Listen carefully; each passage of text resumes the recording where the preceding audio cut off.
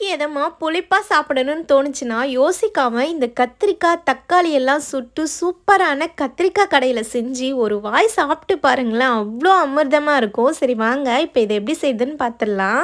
இதுக்கு நான் இந்த பெரிய சைஸ் கத்திரிக்காய் ஒன்று எடுத்திருக்கேன். இது மேலே நல்லா ஆயில் அப்ளை பண்ணிவிட்டு சுடுங்க. சுடும்போது இதோட ஸ்கின் எல்லாம் பீல் ஆகி வரும். அந்த ஸ்டேஜில் நம்ம இதை எடுத்துடலாம். அதே மாதிரியே நம்ம தக்காளியும் சுட்டுக்கலாம். தக்காளியும் அதே மாதிரி தான் அதோட தோல் எல்லாம் உறிஞ்சி வரும். இது செய்யும் போது பார்த்து கவனமாக செய்யுங்க. இப்போ கை பொறுக்கிற சூடு வந்த பிறகு தோலை உரிச்சு எடுத்திங்கன்னா நல்லா சூப்பராக உறிஞ்சி வரும். இதை அப்படியே கட் பண்ணி ஓரமாக எடுத்து வச்சுக்கோங்க. ஒரு பாத்திரத்தில் எண்ணெய் சேர்த்துட்டு கடுகு சேர்த்துக்கோங்க. கடுகு வெடித்த பிறகு ஒரு பெரிய வெங்காயம், கருவேப்பிலை, 4 பல்லு பூண்டு, 2 பச்சை மிளகாய் சேர்த்து வதக்கி விட்டுருங்க.